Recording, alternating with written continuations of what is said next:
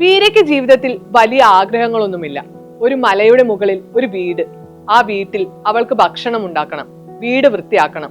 ഇതെല്ലാമാണ് വീരയുടെ ആഗ്രഹങ്ങൾ. ആ ആഗ്രഹം അവൾ ആദ്യം തന്നെ വിവാഹം കഴിക്കാൻ പോകുന്ന വിനയിയോട് പറയുന്നുണ്ട്. പക്ഷേ അവൻ അതിനെ കാര്യമാക്കി എടുക്കുന്നില്ല. എന്നാൽ സിനിമയിൽ അവൾ ആഗ്രഹിച്ച കാര്യം അവൾ മഹാബീറിനോടൊപ്പം നടത്തുന്നുണ്ട്. എന്നാൽ ആ സന്തോഷത്തിന് അധിക സമയം ആയുസ്സുണ്ടാകില്ല.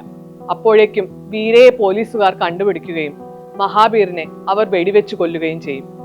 വീരയെ സംബന്ധിച്ച് ജീവിതത്തിൽ ആദ്യമായാണ് അവൾക്ക് അത്രയും സ്വാതന്ത്ര്യവും സന്തോഷവും ലഭിക്കുന്നത്.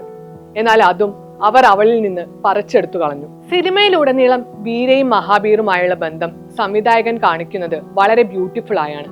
അവർ തമ്മിൽ പ്രണയമല്ല, ഒരു തരം ഡിപ്പെൻഡൻസിയാണ്. രണ്ടുപേർക്കും പരസ്പരം ആവശ്യമുണ്ട്. വീര മഹാബീറിനോട് പറയുന്നുണ്ട്, എനിക്ക് നിന്നെ വിവാഹം കഴിക്കണമെന്നോ നിന്റെ കുട്ടികൾക്ക് ജന്മം നൽകണമെന്നോ ഇല്ലെന്ന്. എനിക്ക് നിനക്കൊപ്പം സ്വാതന്ത്ര്യം അനുഭവിക്കുകയാണ് വേണ്ടതെന്ന്. ഉള്ളിൽ വേദന ഒതുക്കി ജീവിക്കുന്ന രണ്ട് വ്യക്തികളാണ് മഹാബീറും വീരയും.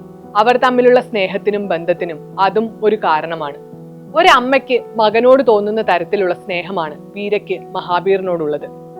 അവൻ ഉറങ്ങുമ്പോൾ തലോടുകയും താരാട്ടുമൂളുകയും ചെയ്യുന്നു. മഹാബീർ എന്നോ ഉപേക്ഷിച്ച അമ്മയായി മാറുകയാണ് വീര അവിടെ. അതുപോലെ തിരിച്ചൊരു അച്ഛന്റെ സ്നേഹമാണ് മഹാബീറിന് വീരയോടുള്ളത്. വീരയ്ക്ക് ഒരിക്കലും ലഭിക്കാതെ പോയ അച്ഛനായി മഹാബീർ മാറുന്നു.